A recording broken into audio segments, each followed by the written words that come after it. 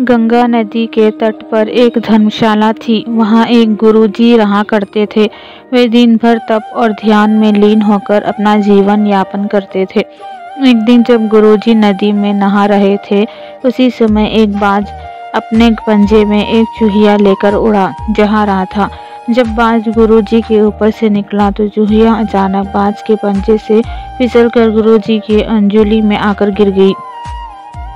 गुरुजी ने सोचा कि अगर उन्होंने चूहिया को ऐसे ही छोड़ दिया तो बाज उसे खा जाएगा, इसीलिए उन्होंने चूहिया को अकेला नहीं छोड़ा और उसे पास के बरगद के पेड़ के नीचे रख दिया और खुद को शुद्ध करने के लिए फिर से नहाने के लिए नदी में चले गए।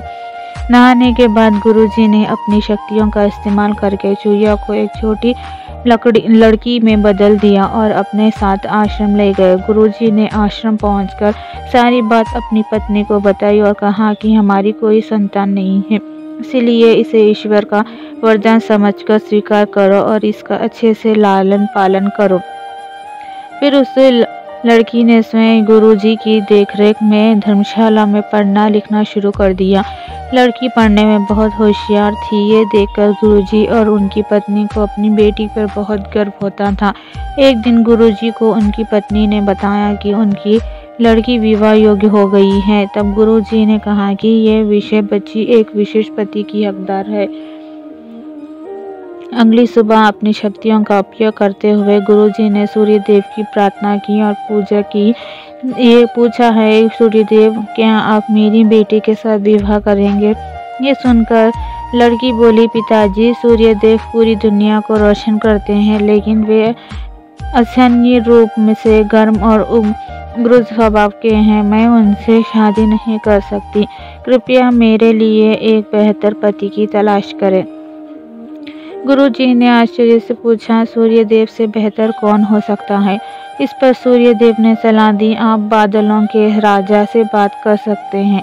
वे मुझसे बेहतर है क्योंकि वे मुझे और मेरे प्रकाश को ढक सकते हैं।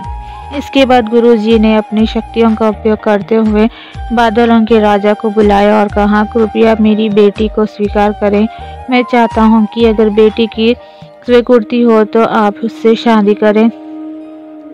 इस पर बेटी ने कहा, पिताजी बादलों का राजा काला, गीला और बहुत ठंडा होता है। मैं उससे शादी नहीं करना चाहती। कृपया मेरे लिए एक बेहतर पति की तलाश करें। गुरुजी ने फिर से आश्चर्य में पूछा, भला बादलों के राजा से भी बेहतर कौन हो सकता है? बादलों के राजा ने सलाह दी, गुरुजी आप हवाओं के भगवान वायुदेव से बात करें। वे मुझसे बेहतर हैं क्योंकि वे मुझे कहीं भी उड़ा कर ले जा सकते हैं। इसके बाद गुरुजी ने फिर से अपनी शक्तियों का उपयोग करते हुए वायुदेव को बुलाया और कहा, कृपया मेरी बेटी के साथ विवाह स्वीकार करें, अगर वे आपको चुनौती है तो। लेकिन बेटी ने वायुदेव से भी विवाह करने से इनकार कर दिया और कहा, पिताजी वायुदेव बहुत तेज हैं, वे अपनी दिशा बदलते रहते हैं, मैं उनसे शादी नहीं कर सकती। कृपया मेरे लिए एक बेहतर पति की तलाश करें। गुरुजी फिर सोचने लगे, वायुदेव से भी बेहतर कौन हो सकता है? इस पर वायुदेव ने सलाह दी, आप पहाड़ों के राजा से इस विषय में बात कर सकते हैं। वे मुझसे बेहतर हैं क्योंकि वे मुझे बहने से रोक सकते हैं। इसके बाद गुरुजी ने अपनी शक्तियों का उपयोग करते हुए पहाड़ों के राजा को बुलाया और कहा, कृपया मेरी बेटी का हाथ स्वीकार करें। मैं चाहता हूँ कि अगर वे आपको पसंद करती हैं तो आप उससे शादी करें। फिर बेटी ने कहा, पिता पहाड़ों के राजा बहुत कठोर है, वे अचल है, मैं उससे शादी नहीं करना चाहती। कृपया मेरे लिए एक बेहतर पति की तलाश करें। गुरुजी ने सोचा, पहाड़ों के राज से भी बेहतर कौन हो सकता है? पहाड़ों के राजा ने सलाह दी, गुरुजी आप चूहे के राजा से बात करके देखिए। वे मुझसे बेहतर है क्योंकि वे मुझसे छेद कर सकता है। आखिर में गुरुजी ने अपनी शक्तियों का उपयोग करते हुए चूहे के राजा को बुलाया और कहा, कृपया मेरी बेटी का हाथ स्वीकार करें। मैं चाहता हूँ कि आप उससे शादी करें, अगर वे आपसे शादी करना चाहे। जब बेटी चूहे के राजा से मिली तो वह खुश होकर शादी के लिए राजी हो गई। गुरु ने अपनी बेटी को एक सुंदर चूहिया के रूप में वापस बदल दिया। इस प्रकार गुरुजी की बेटी चूहिया का स्वयंवर संपन्न हुआ।